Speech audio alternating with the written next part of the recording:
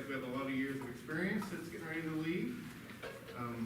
So we'll start off and I'll go through them, and when you come up, you can talk for a little bit, announce who's here with you, and it's your chance to tell us what you think, I guess. Okay, our first retiree is Sheila Lindley, 26 years of experience.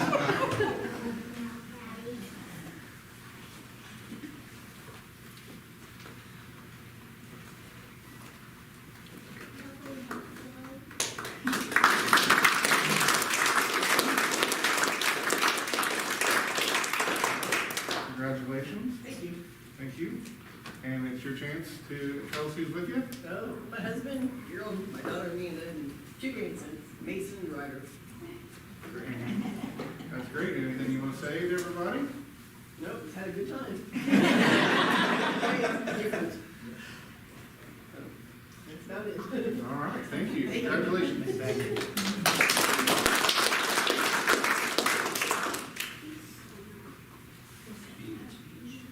Our next one is Bertie Eppert.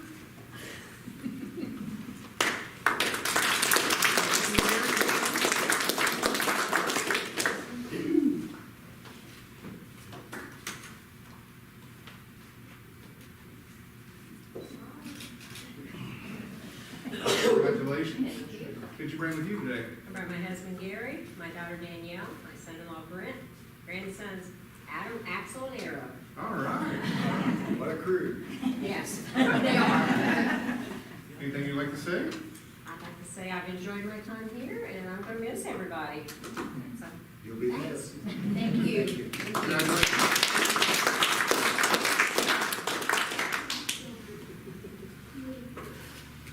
Chris Crum. Yeah.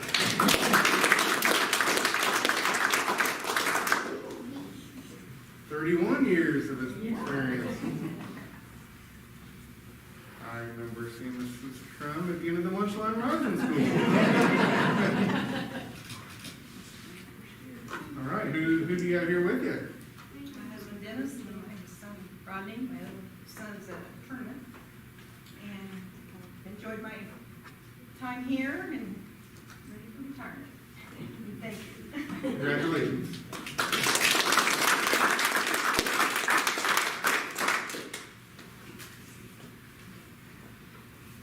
And our last retiree of the evening, Connie McClure.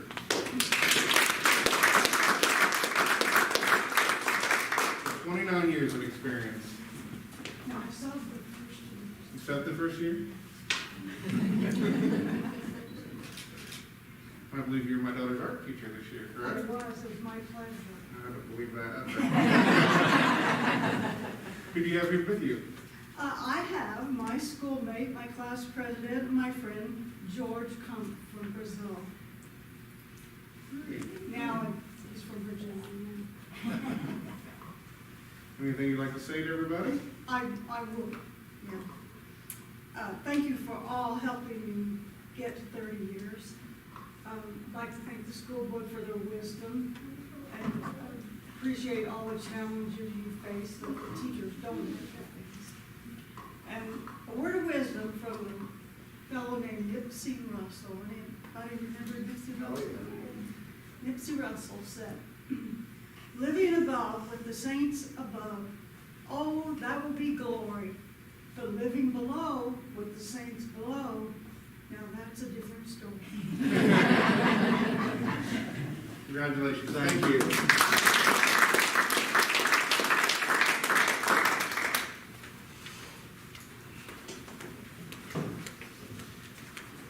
Okay, congratulations to all the retirees. If we're getting ready to start the rest of the meeting, if you don't want to stay for the rest of the meeting, feel free to leave. You're not going to hurt anybody's feelings. If you wish to stay, that's great.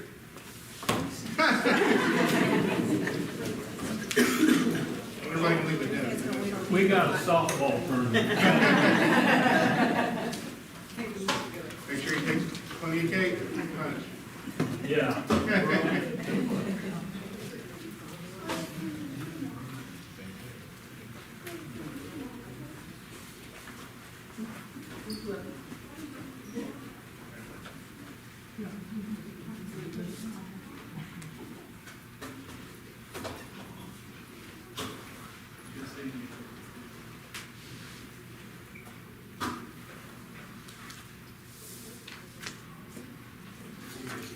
Okay, again, if you wish to speak on something that's on the agenda, you can at the time we go through it on the agenda.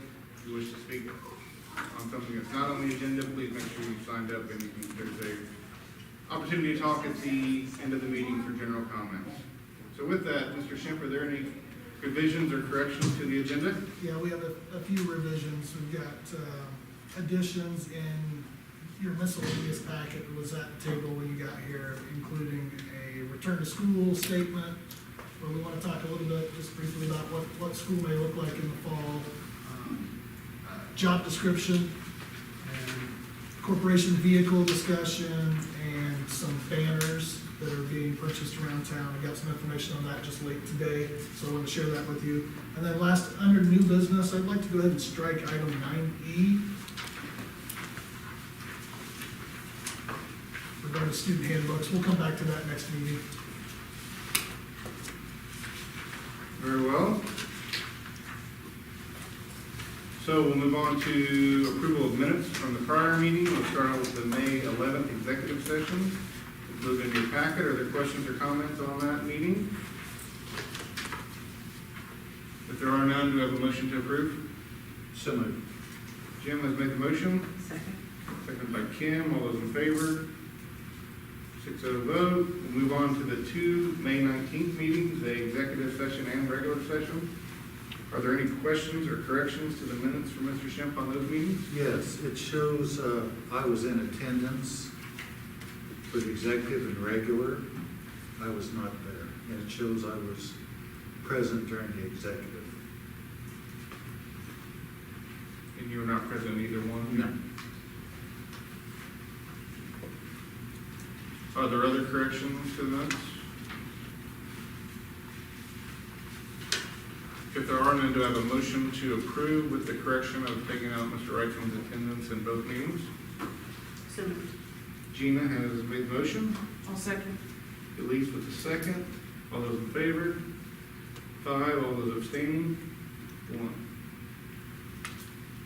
Okay, we'll move on to the June 2nd executive session.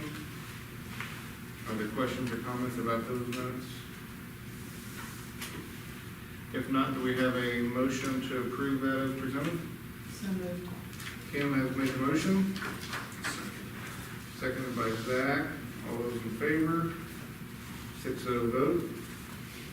Okay, we'll move on to financial business, payroll and claims. Mr. Schimpf? Yeah, I don't have specific items so much this month, though, that I want to point out. Next month, we're going to see a large increase in this number due to the stipends. It's all gonna roll through here, so it's gonna look like a large number, but, this month I don't have a lot that I think I need to point out, unless you have individual questions that I can go and try to search out answers on. So, well, questions or comments from Mr. Schimpf on payroll and claims? If there are none, do we have a motion to approve them as presented? So moved. Jim Reisman's made the motion. Second. Kim has seconded. All those in favor? 6-0. Okay, financial reports. Mr. Schimpf?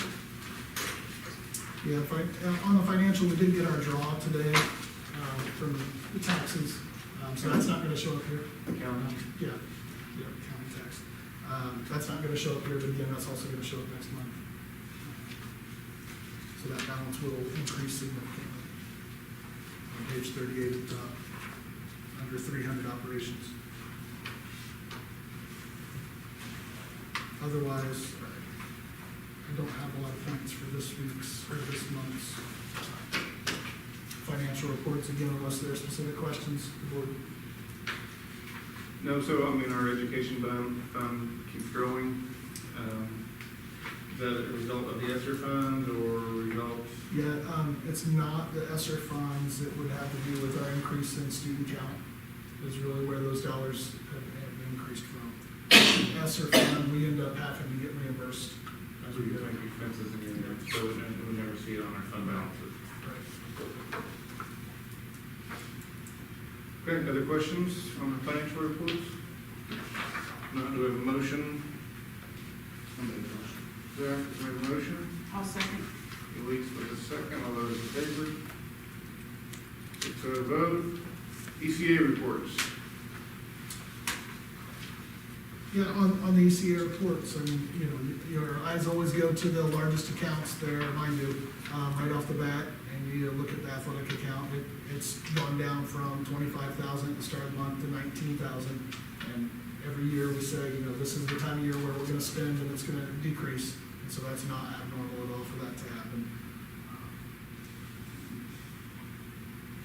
On the, middle school side, there actually was an increase, which is surprising. That's some really serious good money management. At the same time, it might be opportunity to spend some dollars on students. So when that goes up a little bit this time of year, then, okay, that's great, but we wanna make sure we're spending the dollars on the kids, so that'll be worth looking at. And when you see those numbers go up at this time of year, those are the questions that come to my mind, so. And I know Jeff's got some things, Mr. McCoy's got some things in mind that he'd like to spend on, we just haven't quite got there yet. Okay, are there questions or comments from Mr. Schimpf on the ECA reports? If there are none, do I have a motion to approve them? So moved. Jean has made the motion. Second. Kim with the second. All those in favor? 6-0 vote. The ever-present utility cost report. Yeah, one thing that might be worth noting is, our utility costs may go up again next month when it comes from the water point of view with the work we've done on our outdoor fields. We have to put down more water than typical. It's every day of the week right now. It will eventually move to every other day based upon the input of the turf specialists, right? They say water every day for now, and it's gonna be water every other day. I know Ashley Peck's got those scheduled, and this morning was working with those schedules a little bit as the high school field was being a little bit funky. So it was running a little bit longer than it needed to, and so he's working on trying to dial that in. But there will be an increased cost there. Okay, are there questions or comments for Mr. Schimpf on the utility report? If there are none, there is no action required. We'll move on to requests and communications. And we have Mindy Duckett and Jeanne Craycraft and Dina Scott here to provide a presentation on, Dean didn't make it, but we'll fill in. so I count two there. That's not Dina, right? Have some information to pass out to you real quickly. Thank you.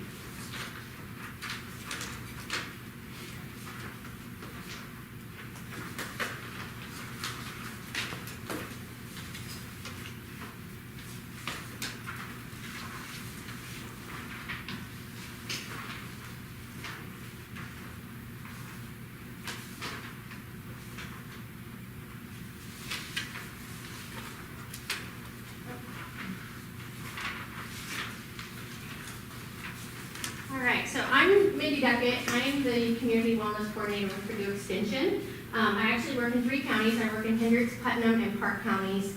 And what I work on through my position, I'm federally funded by a grant, and I help communities find areas where there are opportunities to increase physical activity and nutrition, specifically for people with limited resources. So I gathered together some data. What we have found in talking with people in the northern part of Park County is that there really isn't a sustainable way for people to get help if they're struggling with food insecurity. So the closest place to go would be Rockville for the Park County Food Pantry there. They're only open Wednesdays from 9 until 1, and you can only access their services once a month. And they do a great job. You get a full grocery cart, but you can imagine with your grocery shopping that a grocery cart doesn't go a long way for a family when you're already struggling. So I've been talking with Jeanne and Dina. They are part of a new group that we just started in January in Park County called Food Security Alliance. And so we brought together the food pantries, mobile pantries, buddy bags, and blessing boxes all together to begin working together because we're all working for the same problem. So we were fortunate that the county commissioners were helped us, they were the receivers of a grant that we just wrote for Okra Phase 3, and we just received $250,000 to address food insecurity in Park County. So one of the things that we would really like to look at is having a freestanding, regularly open pantry in the northern part of the county. But what we found is that we don't have a particular space that is conducive to having something set up to be able to serve people regularly. And so with this information, I'm not going to read all of it for you, but there's information. The top part is from Feeding America, and the latest stats that they have been able to confirm is 2019, but they did something different this year, and they actually did some projections of what they think food insecurity will look like for 2020 and for 2021. They're coming out with that as well. And so you can see what they're projecting for an increase for overall food insecurity and for childhood food insecurity. And then I also put information in there for the state, so you can see where Park County also stands up against the state. And then I gave you the website that this came from. It's called Map the Meal Gap, and so you can get on there. You can actually look at other counties if you want to compare the information with the counties that are surrounding you as well.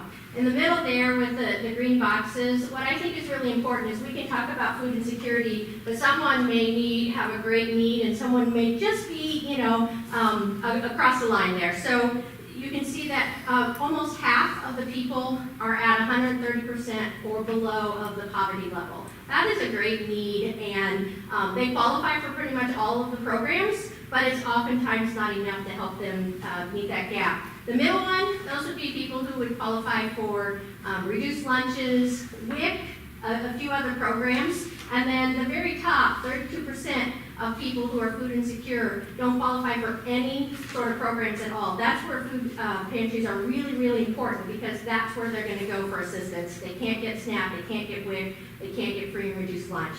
So that kind of leads me into the bottom part, which is the ALICE report, which is done by United Way every year, and it stands for Asset Limited Income Constrained Employed. And so that's really what people in the past have termed the working poor. They're employed, but they're still struggling to make ends meet. And so they have information on there about what is a survivable wage. They list it for every county. That website will take you, so again, if you want to compare, but I went through and I already printed off specifically for Park County. And on the one side up here, it breaks it down by communities and by townships, so you can kind of see where that need exists as well. And so I'm going to turn it over to Jean Ann, and she's going to present to you our proposal for you. So, thank you, Mindy. Without Mindy's help, I wouldn't be standing here today, so this is all new to me. But I've always seen the need, I think, in Northern Park County, and maybe even more so because I've been volunteering at the food pantry.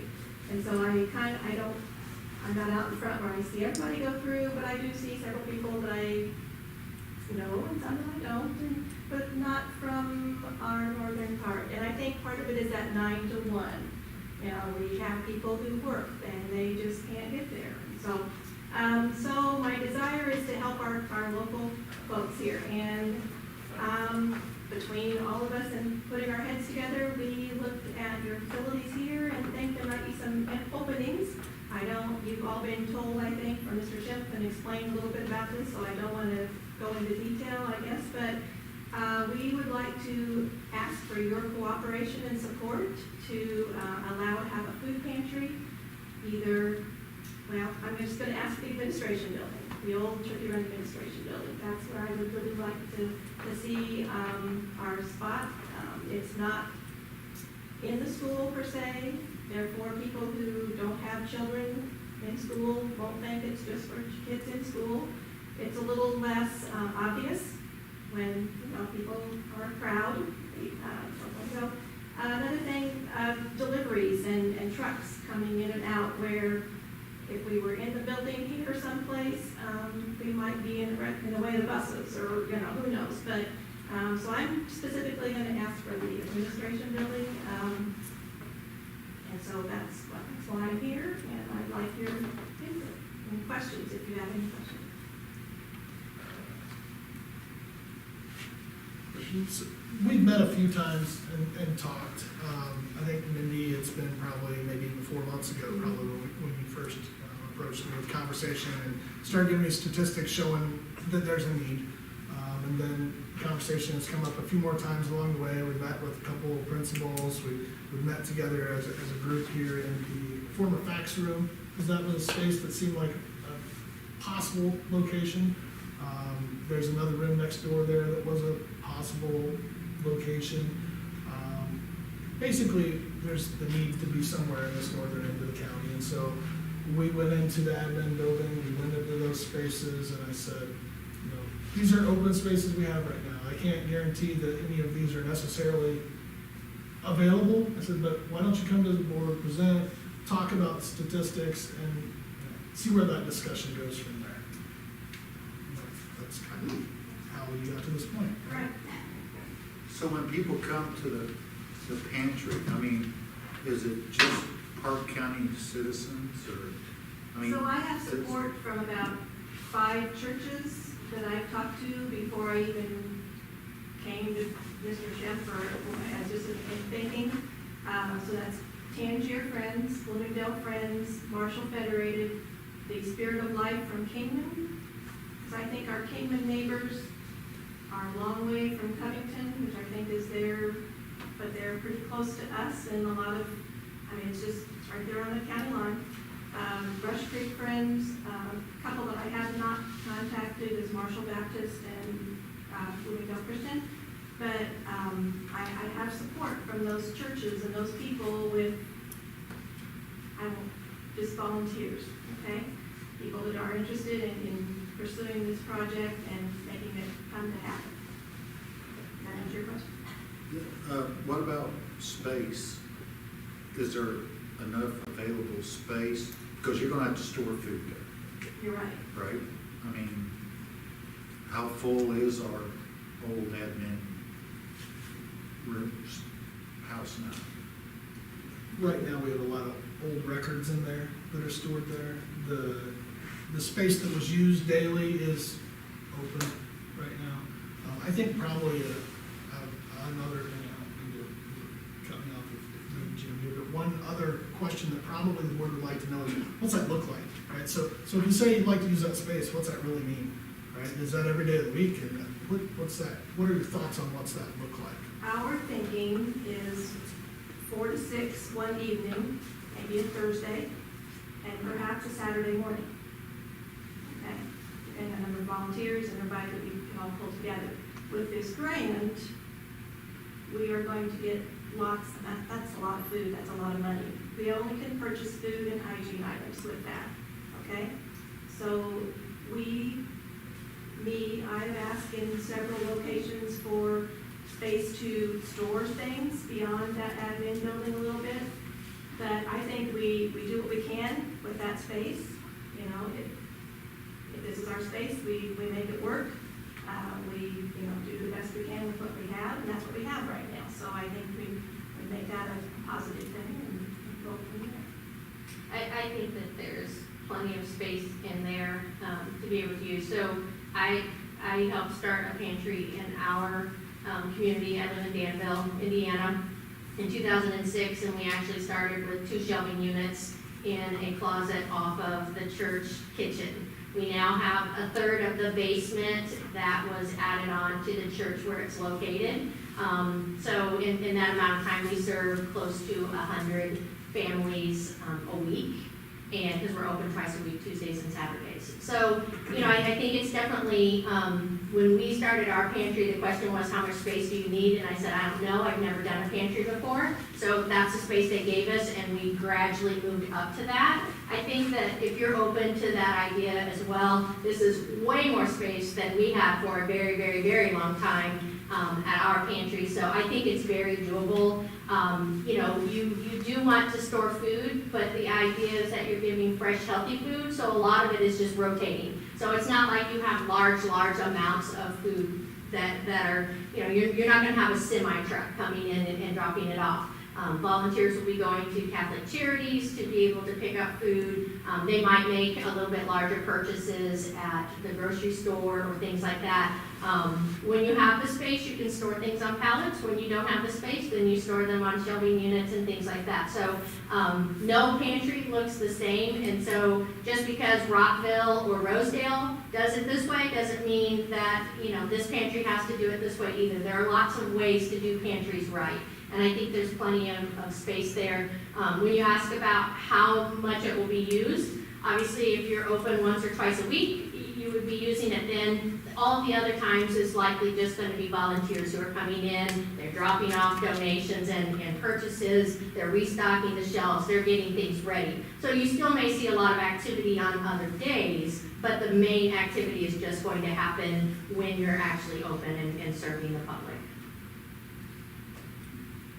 With that $250,000 grant, I mean, can you like just use like $1,000 1 month and then just have it? We have to spend it in the next year. Oh, so it's gotta be spent. So that's why we felt like this was a really great time to start this, to really prime the pump with a pantry. You know, in a year, the money is gone, and, you know, then you have to be able to support it. But I think by then, you'll be able to show the community there is a need, and by having multiple churches supporting it, you know, then you can get the youth leagues and other people involved and be able to support a pantry. So this is really priming the pump for you to be able to get started.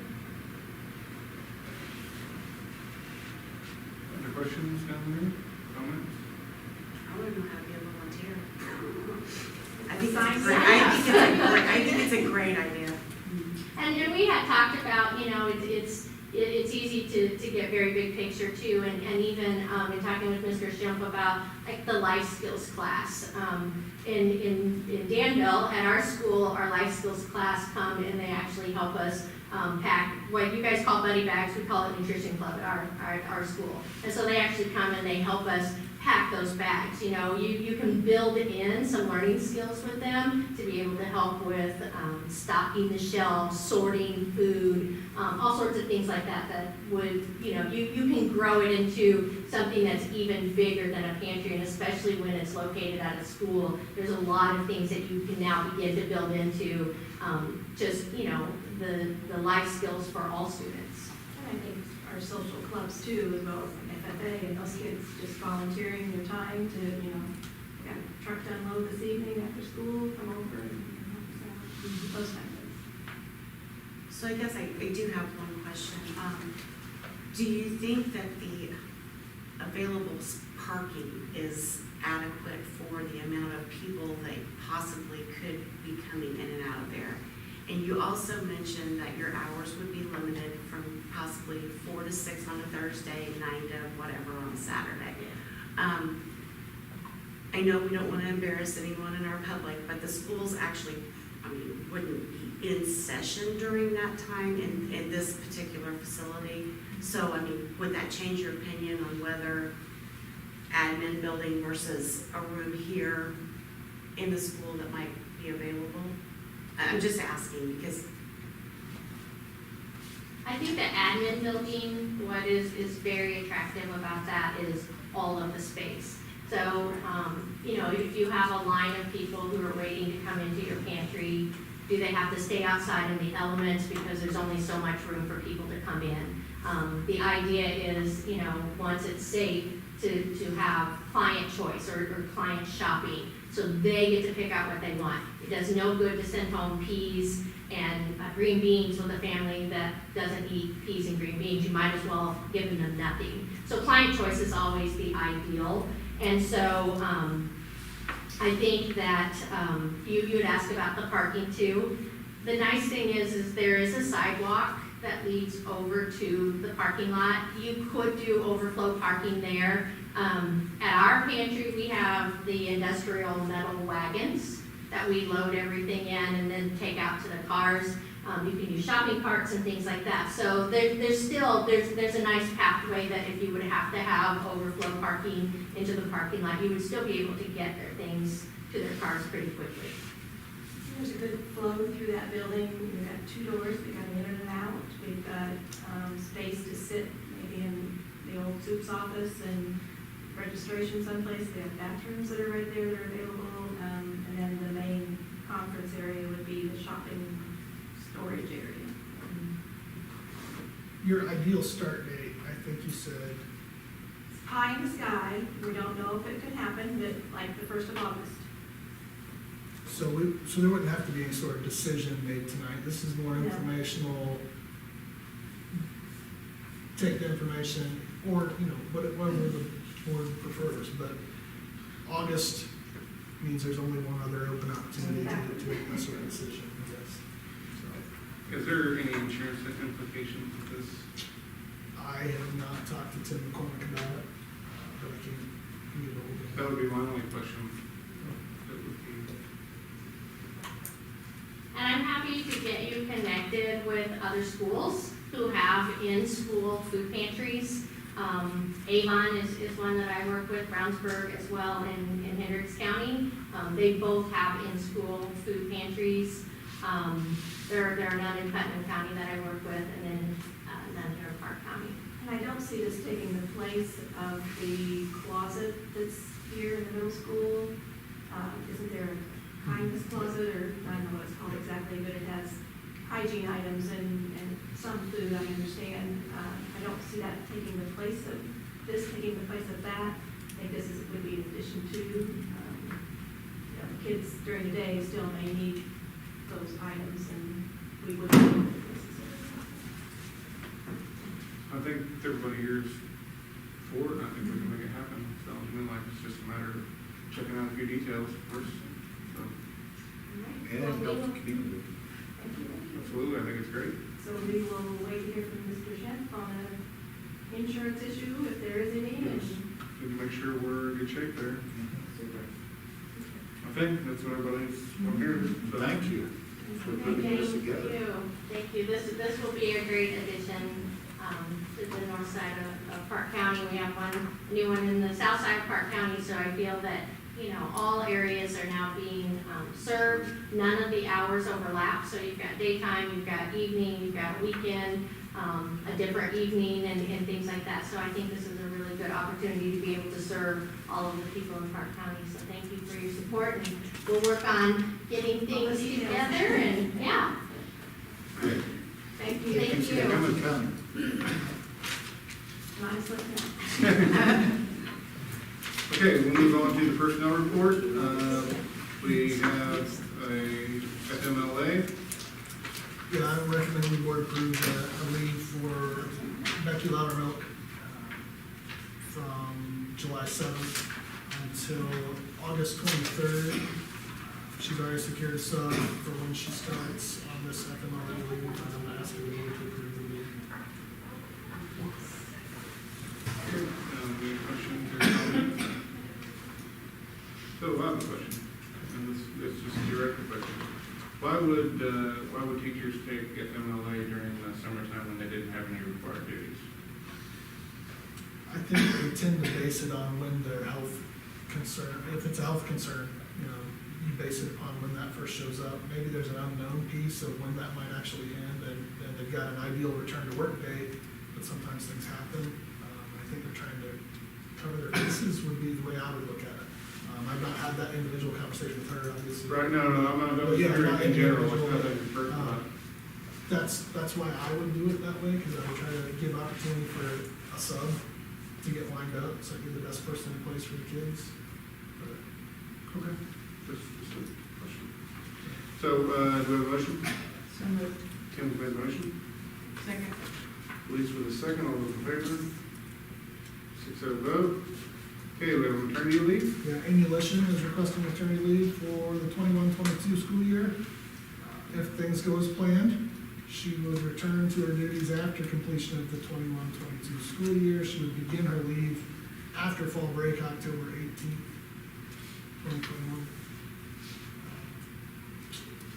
She said she'd be available for planning or meeting during the 2022 summer and returning to work for the 22-23 school year.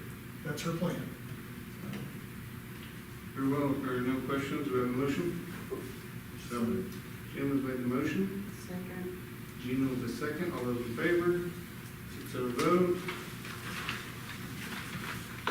Okay, Chris Crown's retirement. Yeah, we've got our first few here who we've already seen at the start of the meeting, and we're so thankful for all their years of service. I asked the board to formally approve the retirement of Chris Crum, who's retiring after 31 years of service as cafeteria site manager at Turkey Run campus most recently. Last day, June 1st, 2021. Of course, we wish her well. Do I have a motion? So moved. Tim made the motion. Second by Zach. All those in favor? 6-0. Sheila Lindley. Sheila has also tendered her letter of retirement after 26 years of service. She was also in the Turkey Run cafeteria. Last day, May 27th, 2021. Do we have a motion? So moved. Gina has made the motion. Second. Jim with the second. All those in favor? 6-0. Bertie Everett. Yeah, Bertie Eppert, after 13 years of service, has tendered her resignation letter, or retirement letter, I should say. She worked in the cafeteria at Turkey Run campus, as we already know. It's one recognition earlier. Do we have a motion? So moved. Elise has made a motion. Zach with a second. All those in favor? 6-0. Common clerk. Yeah, Connie McClure will be retiring after 29+ years of service. It sounds like that she wanted to hit that 30 years. That was pretty important, and I know there are a lot of teachers that they've got those milestones, and we're thankful for her years of service. Previously, as an art teacher at Rockville Elementary, and her last 2 years here at Park Ridge Middle School. Her last day was May 26, 2021. So do we have a motion? So moved. Kim has made the motion. Second. Gina with the second. All those in favor? 6-0. Just again, like I say, congratulations. That's a lot of years of service on those retirements. They're there. So appreciate it. We have a resignation. Yeah, this one was a little bit of a surprise because we just approved this individual at last month's meeting. But she, after thinking it over, contacted Mrs. Robinson and said that she was going to actually decline the position after the fact. So Elizabeth Higgins has submitted her resignation letter for the upcoming position as 5th grade teacher at Rockville Elementary. So we would accept that, approved. Do I have a motion? So moved. Elise has made a motion. Second. Zach with a second. All those in favor? 6-0. Heather Goss's resignation. Yeah, Heather Goss has submitted her resignation letter effective June 4th, pending board approval with her new position employer. They meet tomorrow night as their regular board meeting, so she's wisely said pending that, which you can do.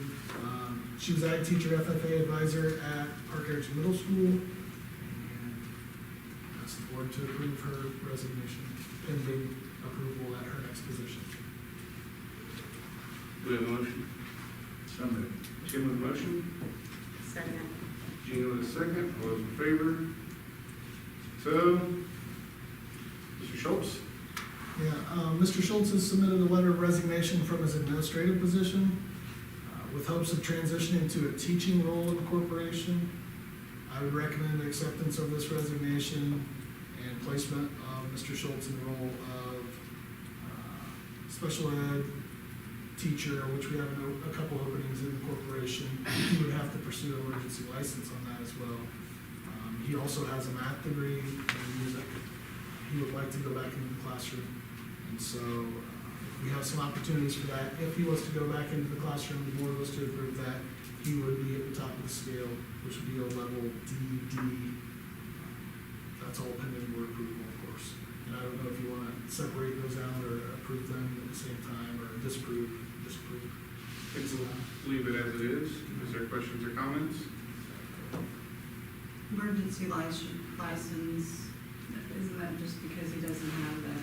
The special education side. Okay, so if he was a math teacher, he wouldn't need it? Correct. What makes sense would be to utilize both of those skills. work on getting the credential for special ed while working with those students in math specifically, is what makes a lot of Oh, I sense to me. Yeah, she has to go through the application process for the license piece, I think is why she worded it that way. For what page are you looking at, Kim? It's just listed on her application, and the one we just approved, they graduated the same, they had the same Right. comparables, so I wasn't sure why.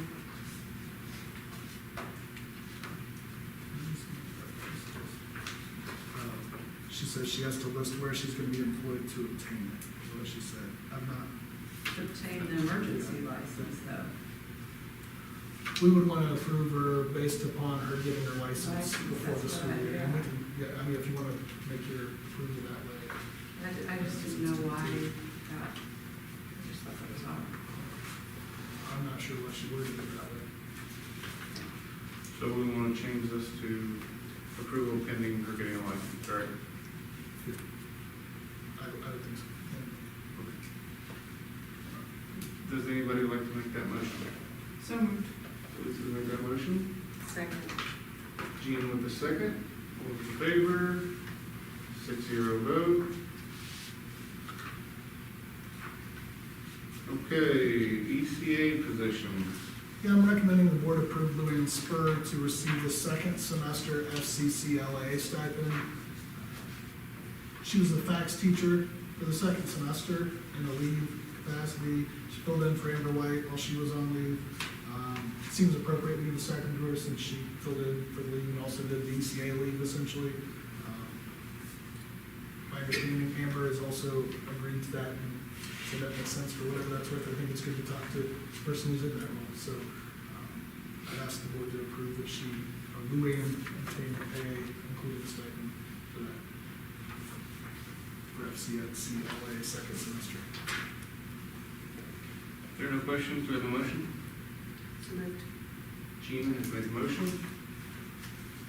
Second. Zach with the second. All those in favor? 6-0. Okay, Michael Rader. Yeah, final ECA recommendation here for tonight. I'm recommending Michaela Rader as middle school dance coach for the 21-22 school year. Are there any questions or comments? Do we have a motion? So moved. Kim with the motion. Second. Jim with the second. All those in favor? 6-0 vote. Okay, there is no old business tonight. We'll move on to new business, which is approval of donations, which I will read. McVeigh Chiropractic donated $100. James Hanner, Gary Hanner Law Partnership, $100. Ames Title Closing, $25. American Legion Felonzer Post 48, $100. Jack's Insurance, $25. The Red Raccoon, $100. Otterburn United Methodist Church, $50. Rockville Athletic Alumni, $6,000. Larry and Helen Gambiani, $50. Indiana Natural Resource Foundation, $120.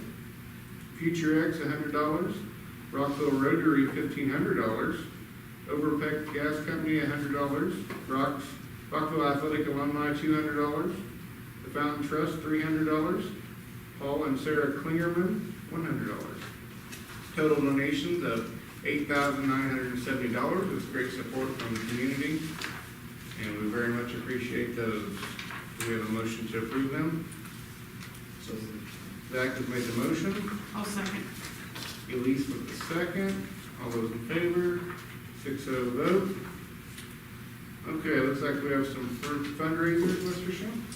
Yeah, Park Heritage High School Cheer would like to have a fundraiser, car wash. Their prior, one of their prior fundraisers fell through, pumping gas at the gas station. That one didn't come together for them, so they would like to add this additional fundraiser. The goal is $300 to $500. And again, they're hoping to pay for cheer camp with those dollars. And if you want to go ahead and do the second Let's fundraiser, go ahead and put which them would be together. for Park Heritage Middle School Drama. They would like to run a theater camp for 3 days, 3 hours a day at Park Heritage High School for future shows. these days would be 6/28 through 6/30. And they hope to bring in $500. Very well, there are questions or comments on either one of the fundraisers? If there are none, do we have a motion? So moved. Gina has made the motion. Second. Kim with a second. All those in favor? 6-0 vote. Okay, Mrs. Benjamin's administrative contract.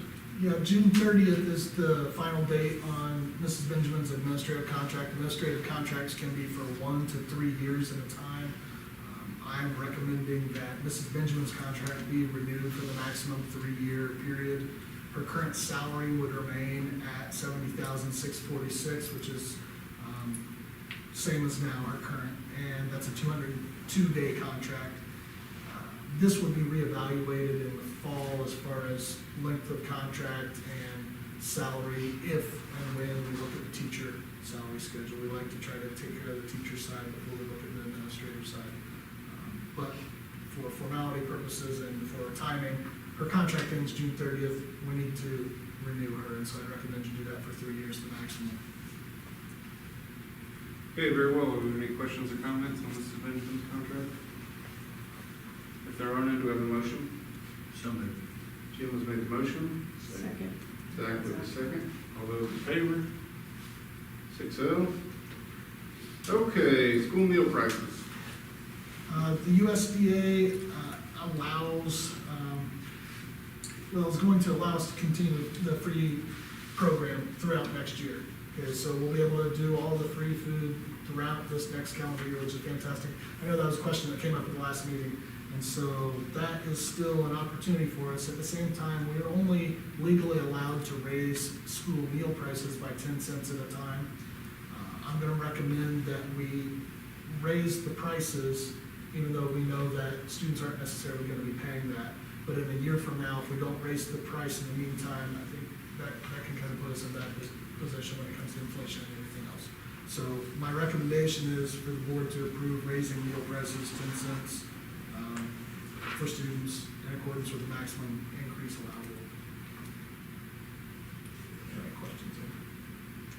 Questions, comments? What are our current numbers? I mean, what, do you have? I knew you were gonna ask me that. It's but I okay. didn't look at it. I'm sorry. It may be in that handbook, but I can't tell you. It's okay. I can't tell you off the top of my head. If there are no other questions, do we have a motion? So moved. Second. Gina with the motion, Kim with the second. All those in favor? 6-0. Okay, you just struck, so we're moving on to approve new textbook adoptions. Right, so on page, let's see, it says 78 in your packet, but I think you wanna look at, is that correct? Prices are so 79. Okay. So you've got social studies books that are listed there, and we're trying to, and we continue to try to whittle back to using as much digital as possible. We have to be careful not to totally move away from textbooks entirely. And so I've had lots of conversations back and forth with the social studies department, with the administration, and they feel strongly they would still like to have these hardbound books. And so we've determined the number of students and figured the fees, and so they're there for you to take a look at. And so I'd ask for the board to approve these books as newly adopted for the high school social studies. Middle school social studies said they wanted to hang on to the digital piece that they have right now. And so we're gonna go ahead and stick with that. That price will stay the same or decrease for people.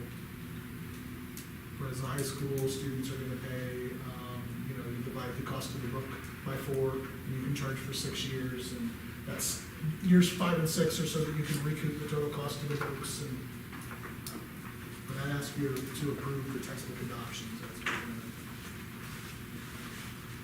do. Other questions or comments about the textbooks? If there are none, do we have a motion? So, Elise has made the motion. Zach with the second. All those in favor? 6-0. Okay, rental fees, Mr. Shump. On page 80 in your packet there, you should see the textbook rental fees. for the upcoming school year. As you take a look at that, a change to this that I would like to see the board consider, and if this needs to be a separate piece, we can make it a separate piece, but each year we end up with students who change classes throughout the course of the year. And that's not atypical, that's actually really normal for students to change classes. But what ends up happening is you have parents who pay their textbooks in full, they sign their kid up for school, then December, November, they get a bill in the mail because their student changed classes, and the class the student changed over into happened to have more fees than the other classes, and now we're sending a bill home after somebody's been diligent, already taking care of business. We also then have refunds. The counter to that is we'll sometimes have refunds that we write out to parents at that point. I would like to see us consider having a deadline where we don't charge more or go to refund, rebate, extra cost route. So if we said by October 15th, we'll let you still, kids can change classes as appropriate. But to take out the step of sending people bills on top of, I've had this experience as a parent. I didn't like it very much. I'd like to try to find a way around that and come up with some sort of deadline made the most sense to me, and as long as we're able to do that, I think people would appreciate it. At least I would have, if it was something that was done for me. So if it needs to be two separate approvals, one for the textbooks and one for the textbook fees, and one for the potential to go to a cutoff date, I understand that. Questions or follow up to that? The potential is there that, go ahead, Elise, I'm sorry. I'm just looking at the semesters. Would we want to wait till at least that first semester gets started? Just because there's always a change there. Change my schedule, I didn't like that class or whatever. We even considered two cutoff dates was another piece of the conversation that, well, do you need one in the first semester, one second semester? And I thought, we just need to have a conversation and maybe try to get somewhere better. That might be a better way, to wait until the end of the semester. But you so often have kids that still, if we wait till December and we send it, if a student, let's say they fail a class, and now they have to retake something that we're already back in the boat of, I think we just need a cutoff one way or the other. And I'm okay with whatever it is. I just threw that out there because I think it's a good idea too. So, I mean, you have October 15th down, right? Right. Were you requesting a cutoff date for the spring semester too? Or were you just saying you only want to do it fall semester? I guess is my question. I guess I was saying October 15th for the year. But if you felt like it was better to, because there's a potential to lose some money here, right? I mean, essentially, we pay for the books up front. And all we do is we rent them out to the students with the hope that we're able to cover our costs, right? So it's not a money-making business, but if we have a cutoff each semester, that's fine. If you think that's more appropriate, I was going more for. But you would still have to, I'm just thinking, if you make the period longer, let's just say we go to February 15th, would the school be responsible to refund those people from August until February for those fees? So you're really not serving much of a purpose. So you just want to do, I mean, that makes so much sense. I mean, you're not, the net gain should be pretty minimal, right? I mean, if you're picking up people, usually just a couple bucks, it's 5 or 6 or something, it looks like. so it's just a takeaway to administrative hassle after that. Yeah, it is. And sending those letters home to those parents who open them up and think, I got something from the school, and it's hey, by the way, you owe more money. Sounds good to me, yeah. I have a question about the rental book Okay. fees in comparison of the elementaries again. We discuss this all the time, but every single grade is different. And, you know, one Turkey Run's higher, one Rockville's higher, or whatever. Can we not get on some? So the reason for that would be so Rockville third grade might use different resources from Turkey Run third grade. I think as we get further along with the curriculum coordinator and we get things more in line there from a curriculum point of view, I think this will also dial in a little bit as well. It should. I mean, that's Well, if ideal. we're having our students basically funnel into the same middle school, the same high school, then shouldn't we be giving them the same information? Right. Otherwise, this student is being cheated out of or has more one way or the other, or different even. I completely agree, and right now, I can't tell you which of those two is better. You know, in that scenario, like the third grade doing this or the third grade doing that. But it also seems like a way to get them to come together as a group because they are the same. To make some Is choices. some of the, have there been any new differences, or is it still, some of it in the 6-year fallout? Because, I mean, if you're, there's new ones still being adopted in different places. Yeah. Because you'll have teacher preference, and there may be dollars that are available that they can access, and they go to the principal and say, am I okay to use this? The principal says yes, sure, that helps you do your job. But that's where we need that alignment piece that I think, again, can help us get those dollars straight. Okay. So, do we have a motion to approve this? So moved. Kim, we have a motion? Second. Gina with the second, all those in favor? 6-0. Treasurer bonds. Yep, I would recommend that the board approve the following treasurer bonds for the period of July 1st, 2021 to June 30th, 2022. These are typical each year. We do this. Vanessa Harmon, Corporation Treasurer, in the amount of $50,000 bond. Debbie Hicks, Deputy Treasurer, $25,000 bond. Stephanie Wrightsman, ECA Treasurer, $25,000 bond. And then there's an employee blanket bond of $100,000. Okay, do we have a motion? So moved. Lisa's made a motion. Do we have a second? Second. Kim with a second, all those in favor? 5, all those abstaining? 1. Okay. Recommendation to approve ECA treasurer handbook changes. Credit card stuff, basically. Yeah, pages 95 through 101, you see it. No, I'm sorry, I'm skipping ahead. You actually got, within your packet here, we've got recommendation to approve ECA treasurer handbook changes. This handbook was last updated June of 2018. I'm recommending the following changes, in part for the credit card that was approved last month. So add to the credit card policy, contact the building principal or athletic director. This is on page 10. A building level credit card has been issued under discretion of the building principal. All purchases order procedures must be followed. ECA treasurer will reconcile ECA purchase orders and receipts and credit card statements. You want me to read through all of this? I can if you like. I've got it there before you, but I don't need it read through, just the high points of, basically, these are our, controls for the credit card use. And these are controls that are in line with, the state board of accounts. yes. Is that- There's one other piece that is a removal of a cafeteria ECA section, where it says remove ECA cafeteria. Cafeteria is no longer housed in the ECA funds, so that's the other portion that would be different from the credit card piece.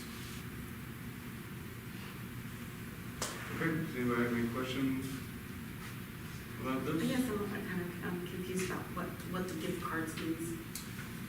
Okay. So, for the most part, we want to discourage the use of purchasing gift cards, right? If a gift card is purchased at any point, though, there has to be the name that was purchased from, gift card amount, the account to be charged. So if it's a gift card for, here the example is student activities, so the account to be charged would be student activities. It would have to have all this information listed. We're not gonna go around giving out gift cards to kids, though. So that, I don't know if that, it kind of comes across there, as soon as I see gift card, you think that that's not the case. But they have to have something mentioned in the handbook on that, and so we've got to have mention of it there. I don't know if that entirely answers your question. It or does, not. because I was, a lot of credit card companies, and I don't know what credit card company, this card will be going through, they have perks on the card that Okay. you can like redeem points to receive things. And some of those things are gift cards. Okay. And I don't necessarily care if those points are redeemed to, you know, do things like that, but, you know, I'd hate to see them do Outback or Longhorn or Texas Roadhouse when they could get a Staples gift card to buy paper to send out, Right. things like that. I don't think we're gonna have any rewards. We're gonna go through the local bank. In some ways, I would just as soon not have the reward side just because of the hassle. Now, maybe we look at it and we say, we should be doing, you know, maybe we should be claiming rewards because we're missing out. But right now, we're not pursuing that. That's fine, I just wanted to point that out because I know that a lot of credit card companies do offer those reward programs.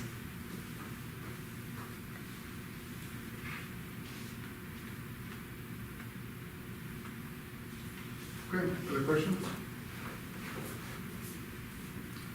If not, do we have a motion? So moved. Kim has made the motion, Second. Gina with the second, all those in favor? 6-0 vote. Okay, NCP Title I homeless policies. On pages 95 to 101 now, there, I'm asking for the board to approve Title I and homeless policies presented to you. Carmen Branson, Title I Coordinator, Homeless Liaison, has submitted these updates. These are required documents that we have to have to comply with Title I and federal guidelines. So I've added these for your perusal, but they basically come down to complaint procedures regarding Title I and homeless policies. You'll see there's a form, a very simple form on page 101. It basically says, you know, here's what the complaint looks like. And so that would be, if that's passed to the Title I or homeless liaison, she would then share that with me and we would have a process in place for that. This would be included in the documentation that we need for the federal Title I requirements.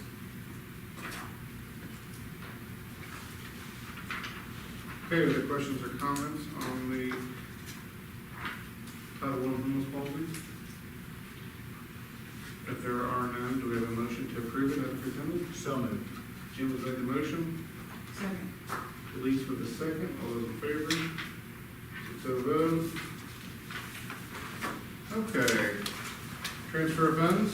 Yeah, I would recommend that the board approve the transfer of Medicaid reimbursement funds from the Fund 6460 federal to Fund 3250 state, in amounts of $41,283.52 and $16,030.81, respectively, to cover payroll expenses incurred for speech services rendered and billed to Medicaid. It's our first year of submitting, and it is essentially paid for a salary by going through this process. This is a conversation that I had with Special Ed Co-op just the other day, and some of the other area superintendents kind of voiced the idea that there's opportunity here for us to not always look at trying to cut costs, but to bring in additional funding. And so the discussion of physical therapy, occupational therapy, transportation, there are other means with which we can bring in additional dollars, and so we couldn't jump into it feet first entirely. We started with speech, but we're gonna wanna continue to try to look to additional ways to bring in those dollars, because what happens there is we're able to provide the services, cover the cost of services, and then we can look at expanding the services, because that's what opportunity we get from that. So I would recommend that the board approve the transfer, because the way the funds come in, that's why we need to transfer them. I think this is a great thing, and I appreciate you, all the work you've done on tracking this down. Do we have a motion? So moved. Kim has made the motion, Second. Elise with the second, all those in favor? 6-0 vote. Okay, facility updates. Okay, the home side at Park Heritage Middle School football field, the home side of the bleachers have been removed. They are no longer there. City Welding came through on June 5th, I think it was, and removed those. We've been talking about since last year that those were below standard when it came to the inspection, needed to be removed, and so we were looking at options as far as how to go about replacing those. We talked back and forth a little bit last year. Well, we talked back and forth about it quite a bit last year. Middle school football ended up being played at the high school, which was okay for last year, and a lot of schools do that year-round. We still have a football field out there, and we'd like to come up with some sort of bleachers that might be movable or portable at some point in time. And so I've got on pages 105 to 108, we've got some options there, and Mr. McCoy, at some point, if you want to chime in here, Mr. Overbeck as well. The options that I've listed here, and I highlighted there, hopefully you can see there, 2 of them are 5 rows high, 24 feet long. To go to a football stadium and see something 5 rows high might not seem like enough, but I wanted to price the option. The other option is 10 rows high, and those are 27 feet long, and you see the prices for those as well. These are all supposed to be portable, guardrails, all those sorts of things. But essentially, we need to do something if we're gonna have games here, right? And I'd like to have an adequate facility for the middle school kids to come and play on, because not all middle schoolers have their own field. So, again, either of you have any comments you wanna add there? No, when we were looking at, getting bids and things of that nature too, I went off of our average tickets that we sold, and those were about the seating, what we would get, so we're not getting anything, extravagant or anything like that, or looking at that. I went off average tickets sold for the home side for us. With that also too, the press box, in order to still use the press box, which it has a brand new floor in it, we just put it in there a couple years ago as well, get the stairs taken the rest of the way down as well, so we can still get usage out of the press box. So that's what we kind of looked at for there. We could also use the portable for our baseball. We have like a baseball tournament that we start off the season, and softball tournament as well. We could use those portables as well for baseball as well as football. So, I was at the meeting last year when we talked about we were only going to use them like 3 or 4 times a year. And I was like, well, when we heard you guys talk about portable, well, that seems like a good idea. We can use them at both softball, baseball, and football, and we can get the max use out of the investment. How hard is it to transport? They have, the 5 rows, they have wheels. So, all you have to do is we put wheels on those, and then we just transport them to the fields. And then you can pull them, they have a hitch where you can put them on the truck, and the truck we have here, the corporation truck, and just pull them right to the field. Those are the 5 rows. The 10 rows, that's a little bit more, it's a little bit harder to drag those. Also too, we talked about the 3, they left us with 3 rows, because the 3 rows don't call for any fencing around them or anything like that. So the first 3 rows of the bleachers were still adequate, and don't require an inspection. So we could use those first 3 rows as well with the portables there at the football stadium. How many does the 10 row seat? 10 row, I believe, I don't have it in front of me, but I believe when I looked at that was it 150? 133, I believe. Yeah. 133 in the 10 rows. I also too looked at getting those ADA approved and everything like that with the rails and everything. So.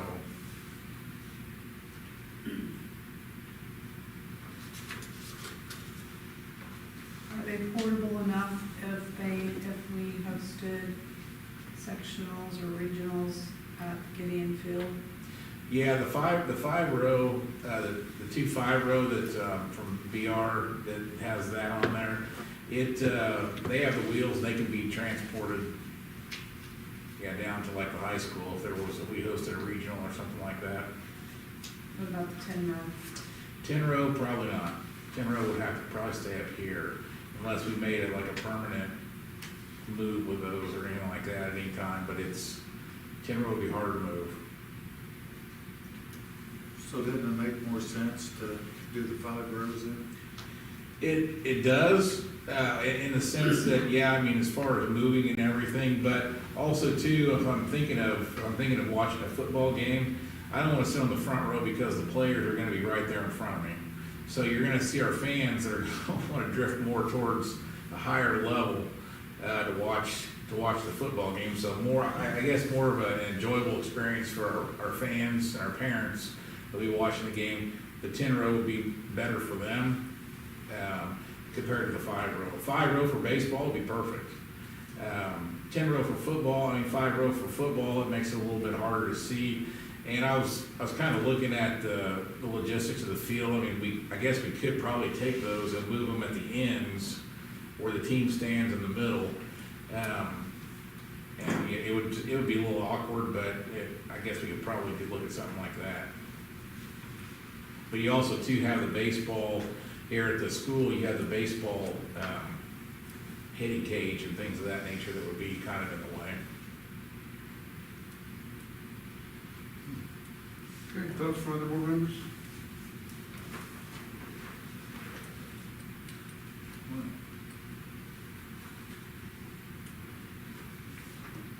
So basically, the bigger bleachers would pretty much stay here, which would be better viewing for the fans. And the portable ones that we could take to Gideon Field or whatever would be more useful, but not as user-friendly for a football game here. Correct. So there's good and bad for both of them. To supplement some of the bleachers though, I think, City Welding left us 3 sections of 3 rows. So we could set, I don't know, maybe 60 or 70 people just on those 3 that they left for us.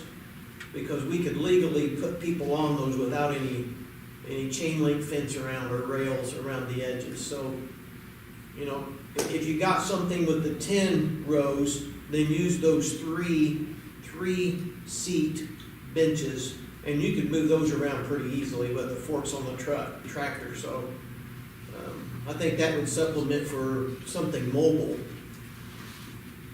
be easily moved. Is there anything between a 10 and a 5-row? No. It would be nice, but it would also be nice too. I also look at elevated and the whole 9 yards, and you know, it just yeah, the money starts piling into a lot of money then. I mean, a lot.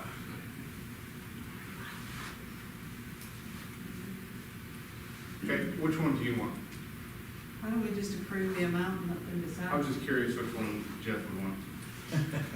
Oh, wow. It's Christmas, go ahead. It was at 20 row. No, I think, I mean, I am on the side of a 10, and we can use those 3 rows for like you were talking about for high school regionals and things of that nature, because we've got the 3 rows there, that's 60 extra that we could put in there as well. And I will admit, I didn't make it to the baseball sectionals this year, but, you know, I know also too that a lot of our fans with baseball also like to bring lawn chairs and things of that nature. So I like the 10. I really do like the 10 because I think it also too, you also have cheerleaders that cheer. So if you start splitting those things out, well, my cheerleading coach will have a fit.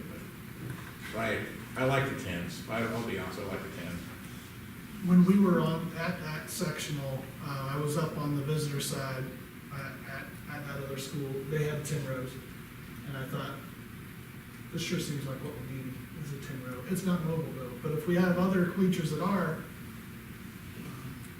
I can see recommending that you know, bleachers be purchased and installed in an amount not to exceed X dollars. Based upon these, $25,000 would cover many of them. We don't have to spend up to that. But if there's further discussion, I don't want to jump ahead of that. Oh, I think that sounds good to me. Anybody else okay with that? Just Approve the it, amount. approve it up to 25,000. I appreciate that, thank you. Very well, do we have a motion? So moved. Kim has made the motion, second by Elise. All those in favor? 6-0. Oh, the hand speed's getting faster the later we get here. Sidewalk replacement. Yeah, if you've noticed over at the high school, the sidewalk between the student parking lot and the high school itself is kind of falling into some disrepair. It's not great for anybody who would be in a wheelchair or anybody, a lot of people walking at this point through a couple portions of that sidewalk. And so, Ashley Ripek had priced it out a couple different ways. The one that I would recommend if you decide to approve moving forward with it would be to widen the sidewalk that we have from 5 to 6 feet. And to do that, the cost that we had quoted was $9,995.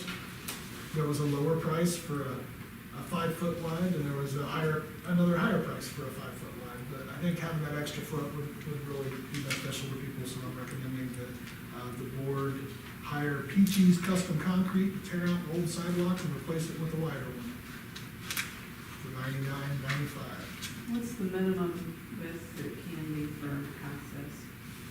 With the what, I'm sorry? Minimum width that it can be for?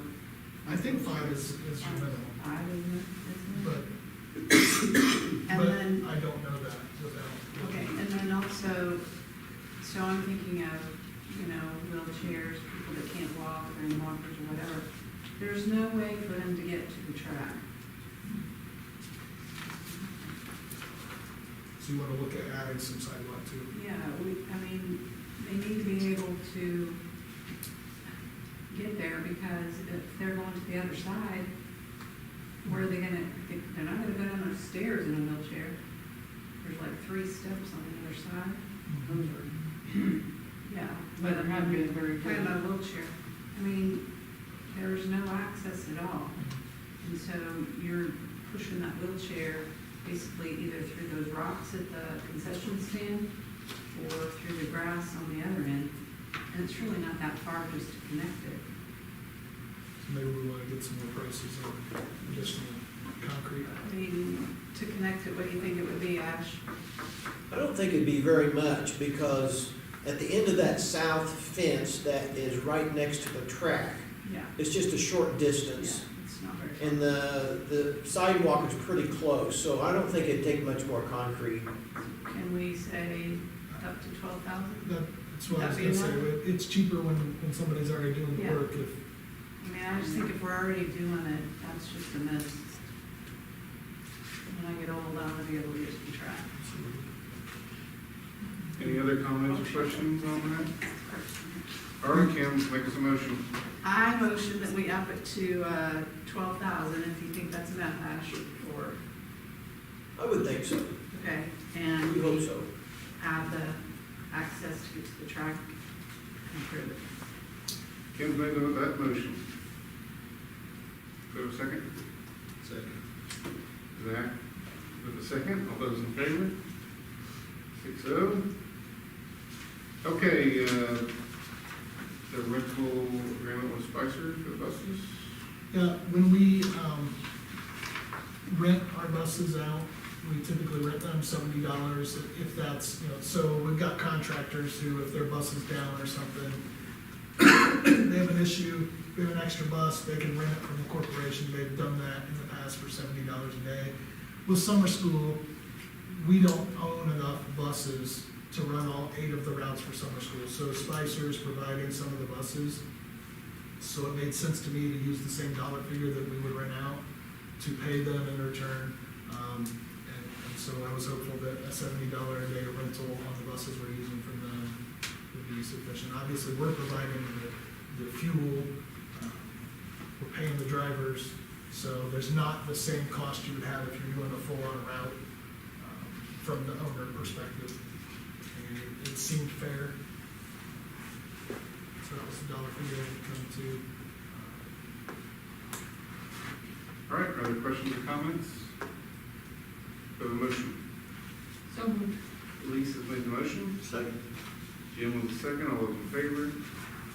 So vote. Okay, sick leave bank. Okay, so the sick leave bank, I know it comes up a couple times a year, it seems, and on the administrative side, I made decisions on who can access or can't, if you paid into it, their appropriate uses of it. But within our non-certified handbook, it discusses that July 1st, anyone with more than 90 sick days on the non-certified side, basically you lose those days.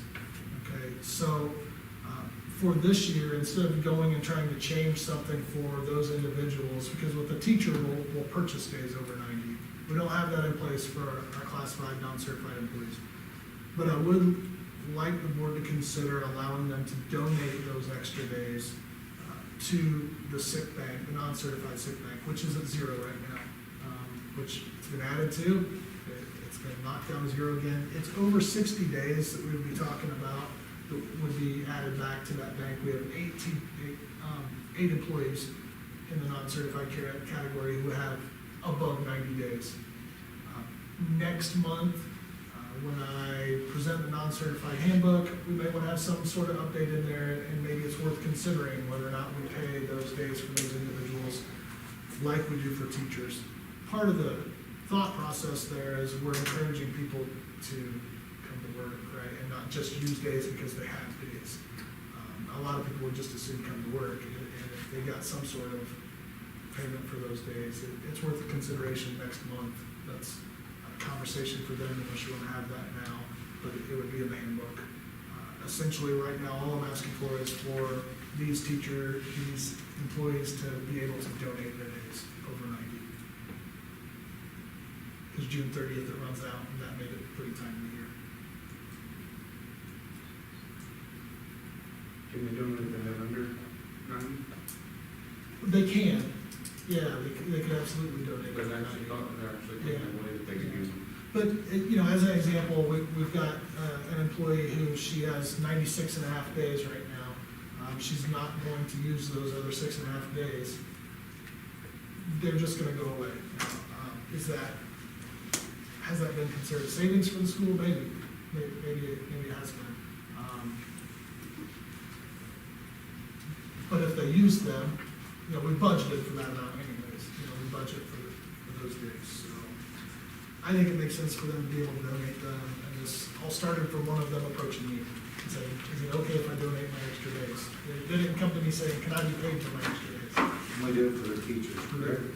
Didn't we have some talk about the sick banks, both the certified and the non-certified, to be not under the school board, to be administered somewhere? I've been administering it, if you will, so a request will come in, and if it seems a valid request, then I sign off on it.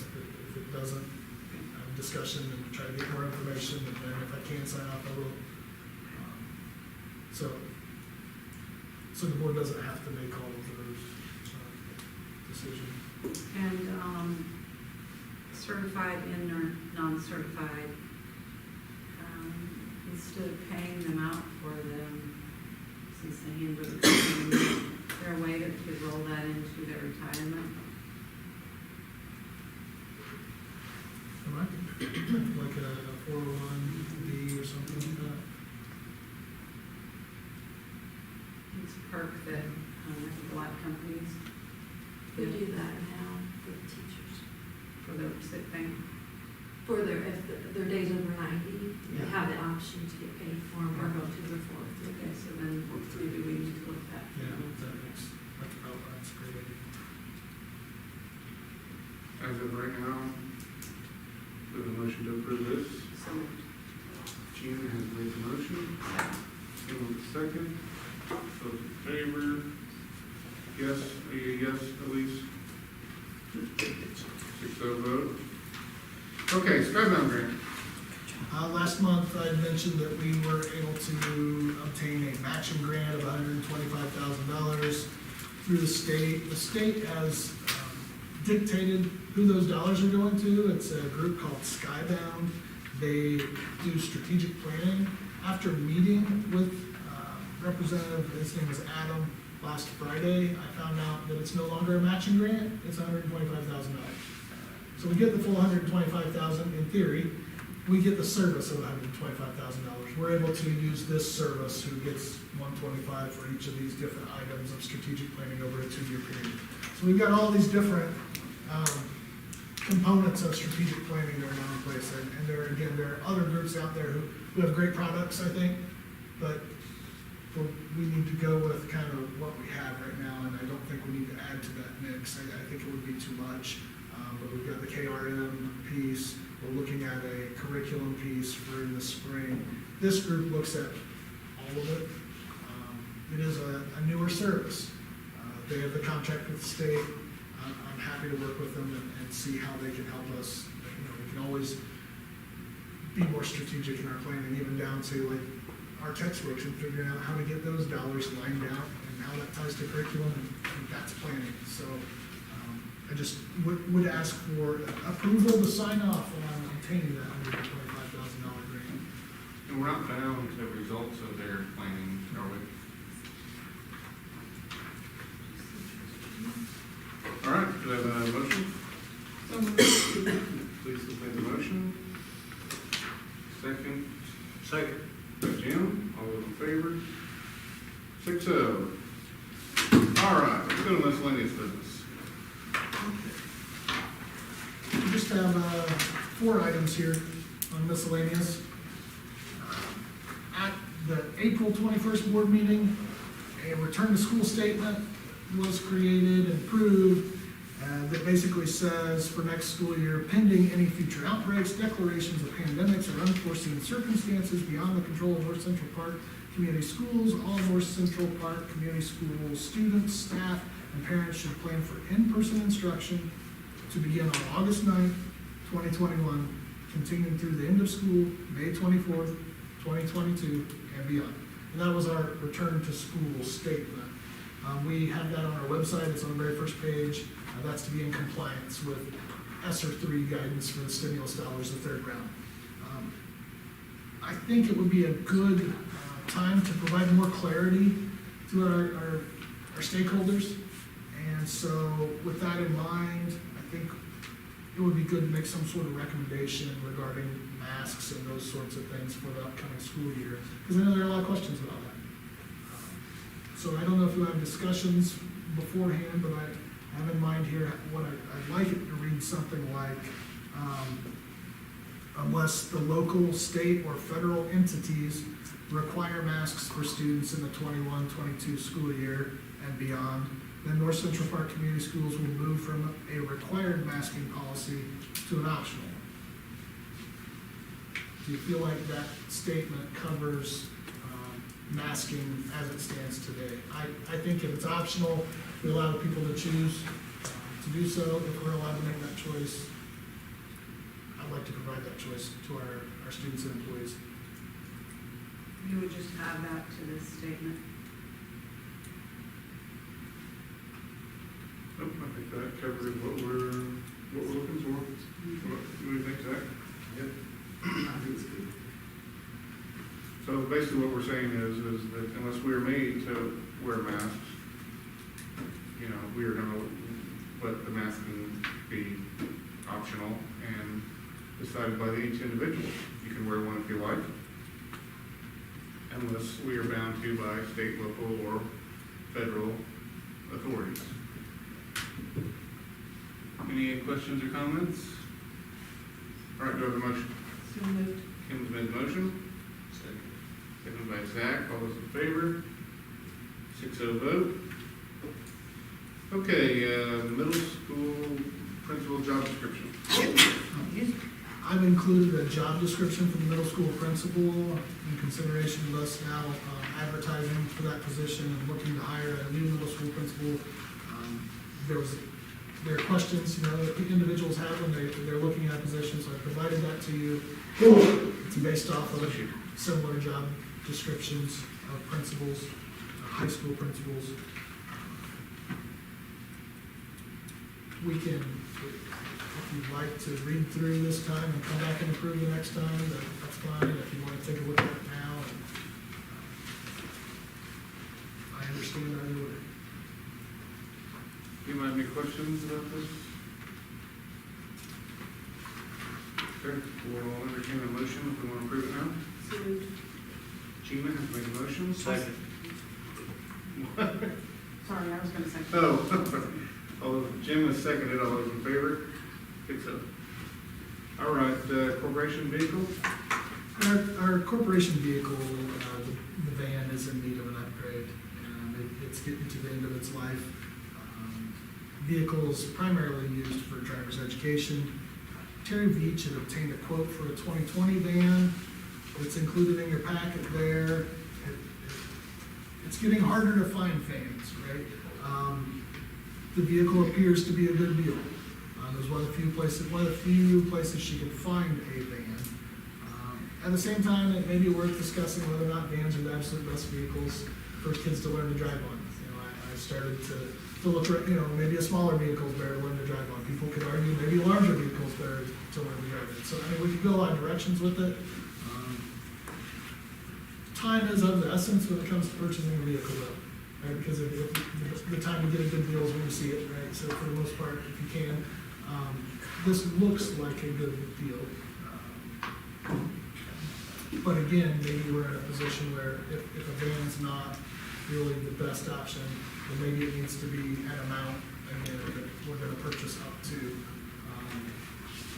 a certain dollar amount. So I thought I'd like to hear from board members what your thoughts are there. If you have any on purchasing to have a corporation vehicle that's more like an SUV that you can use, or a van, that makes sense. If it's primarily for driver's ed, maybe it doesn't need to be that sort of vehicle. How much use does it get driver's ed versus non-driver's? It's primarily driver's ed, but it's almost entirely driver's ed. So why did we go with the van to begin with? It's a fair question. I don't know what, in the pricing, you mean? Okay. I think it, History. yeah, I don't know why it was originally. Because it won't sell station wagons anymore. And I think it should be a stick shift. What'd you say? They don't sell station wagons anymore. I think it should be a school bus. I think it should be a stick shift. I think a sedan is more in line with what these kids are driving. I have 8 kids that drive it. The van sits much higher too, and that's an advantage when you're driving. A lot of kids don't have that when they're actually driving, so a van, it gives them a false sense of security, kind of. We need an upgrade, but then after I thought this recommendation makes sense when you look at dollars and cents if you're buying a van. But a van might not be the best vehicle, and so that's where I went back to the idea that maybe we need to approve the purchase, or I would recommend approving the purchase of a vehicle. How many is typically in a van during driver's ed, when you're out driving? Do they drive with others anymore? Not typically. I said usually it's just the driver's ed teacher and one, maybe another. We still have three, there was the driver's ed teacher and three.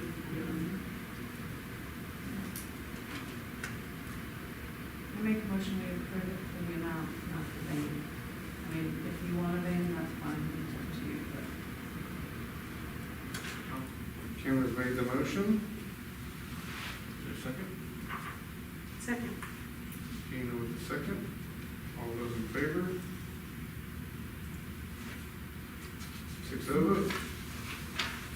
Station wagon is still open for debate. Didn't close the door on it. Yes. Yeah. All right.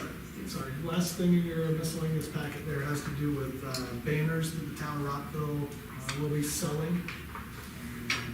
These are gonna be put up on poles all around town. Information on the banners is included in your packet. There's something like 73 different poles. I did ask if there was a limit to how many of these we could purchase. I was not told that there was a limit, that we could not purchase a certain amount of them, but they're $40 a piece if you look at the details there.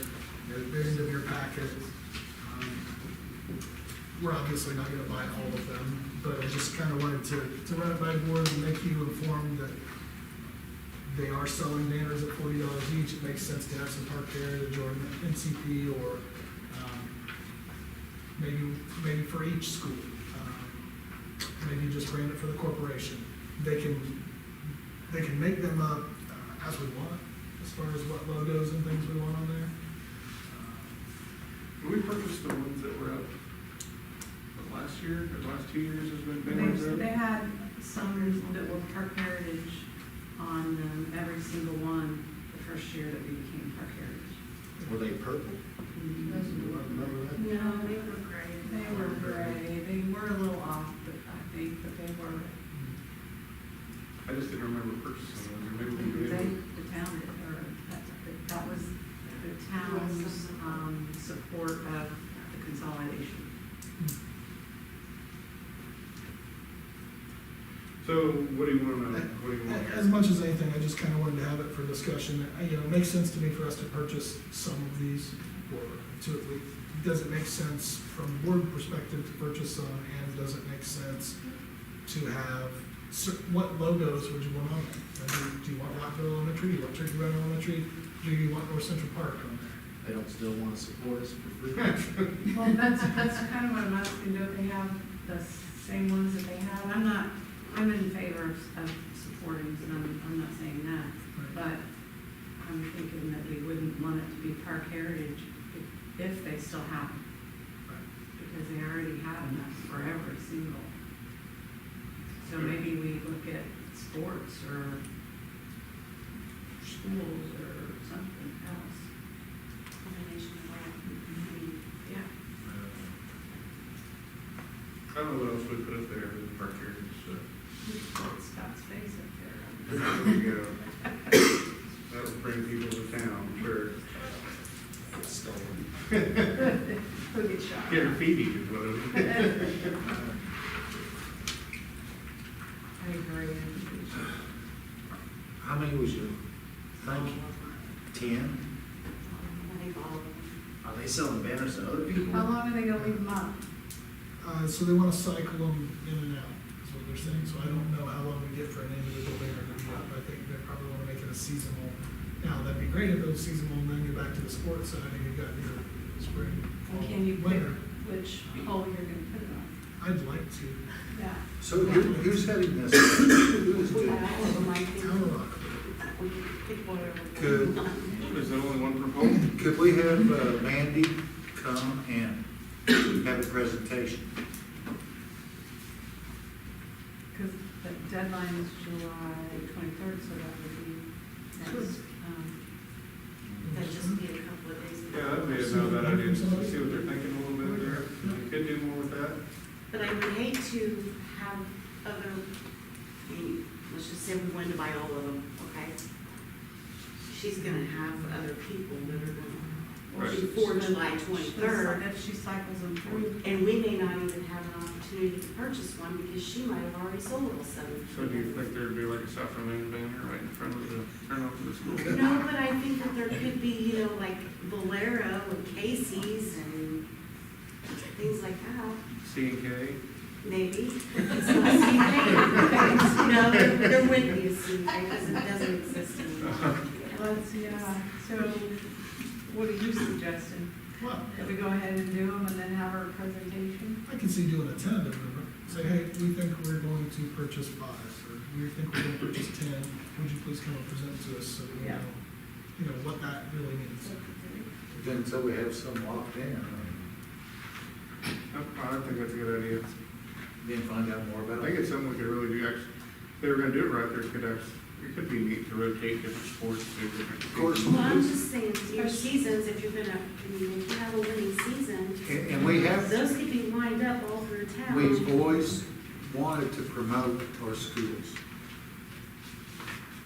I mean, when the consolidation happened and they had the Park Heritage ones, it was nice. It was nice. Where would this money come from? It would have to come from the operations fund. Yeah, operations, where it comes from. Unless we have donations that are specific to it. So 70 of it's $2,800.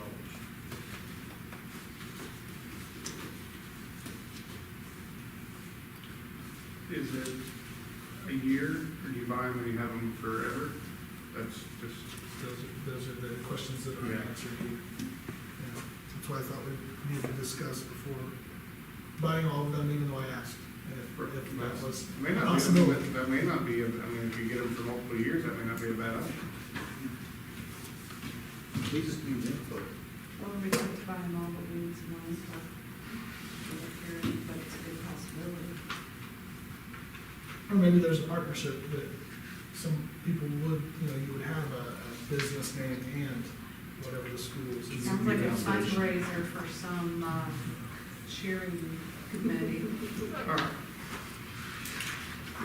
We're gonna make an action on that one this evening, so we're gonna move on to the superintendent's report. Okay, just a few more things to talk about here. I want to talk about on summer school. We're averaging right around 100 kids a day. K-8, good numbers, good numbers. I talked to at least one bus driver in the room who tells me how excited those kids are when they get on her bus. And actually are enjoying coming to school, and that's fantastic. Right? What more can you ask for? But 100 kids, that's every day, Monday through Thursday. We're about to wrap up the second week of it. We're just 4 weeks along. Tomorrow, there will be 66 students currently that are signed up to go to a movie right after. So we're gonna bus them over to the Ritz for a free movie. We're gonna pay for the movie a little bit, do a donation at some point, or come up with a donation. Maybe somebody will help us out there when it comes to that, but it's a small amount, and it was gonna come out of stimulus dollars with my original plan for that, but the Ritz is kind enough to move their free movie Wednesday over to a free Thursday, right at the end of school for us. Thank you so much to Ritz for doing that. It's really nice for the kids, and to see 66 and 100, I mean, it's a pretty good number of kids who will, and teachers are gonna be able to supervise. I think it's a nice thing to add on there for the kids, so I'm excited about that. If you have been through the high school or the middle school here lately, and you probably before you get out here tonight, you should glance at the gym floors. They've been refinished, they are shiny, they look nice. We don't walk on them yet, but they look great. They really look nice. The other gym floor, we're still waiting details on that other gym floor, but these two look great. The practice football field's underway, we mentioned that already. The chiller for this building is set to be removed on June 25th. They will be bringing a crane in, they will take the old one out, and they'll bring the new one in, same day is what they say. The intent is to have air conditioning by the end of July, at least by the start of August. That's the intent, and it may be sooner than that, with it coming out this quickly. And Ashley, Rebecca, and I were in a meeting with the performance services guys, electrician, A.A. Huber, various entities, having the scope and sequence and all that sort of conversation. I think I think it's gonna come together nicely. Of course, you wanna go into it optimistically. I don't know if there's anything you wanna add there. No, I think that's most of it. It's better than waiting till September to get a chiller in here, so I think it's a much better deal. Starting next week, the air will be gone in here. So even in this room, even though it has a separate unit, the chilled water still comes from the same place. So next month's meeting, we might want to consider where we're going to. But other than that, that's for the most part what I have to add here at the end of the meeting. Do you have any questions on any of that? What about the air conditioning at the Rockville Elementary? So that part's supposed to be on Thursday, is my understanding. Part was relatively obsolete. It's a card, is what I understand, that you have to plug in for the scheduling. Is that a good description there, Ash? Those cards don't necessarily, you can't just pick them up anywhere now. But it's supposed to be here Thursday. Hopefully we get that straightened out. And did we ask anything about, is regular thermostats you just set, or do you have them on a schedule that it automatically does? Is that possible on Yeah, that? it should be on the schedule. So that we don't have to manually do it? Right. I think it's on the schedule already, right? Yes. So that card is what controls the schedule, correct? And communications between sections of the building and the gym. Right now, we have no communication for parts of that building. Other questions for Mr. Schimpf on his report? Okay, superintendent's report is closed. Comments from the public? Public, anybody like to make a comment? I'll ask a question. Well, I'll make a comment first. Actually, and I shouldn't be doing this probably, but the 73 number of banners sounds like the number of poles on 41. That's what it is. That's correct. Sounds right, but you've also got Howard Avenue, now has the banner holders on those. So, yeah, I would encourage you to find out what the options are, because you might want to do it, like RES nearby it, or something like that. The question is, but you started out as a matching grant, but now you say, is that Right. skybound? Skybound, yes. Okay, and is that entity getting $125,000 for each corporation that they do? That's my understanding. There are only 8 corporations in the state who were awarded that. Okay. I can give you a list. One of them that stood out for me was Culver Military Academy, and sometimes that's a good group to begin with. But there were just 8 schools identified for that one. Okay. Thank you. I thought he was pointing at me, I thought, what did I do? All right, any other comments? Comments from the public is now closed. Next regular meeting is July 21st at 6 o'clock. And at a place to be named around the 1st of July, when we find out what's going on.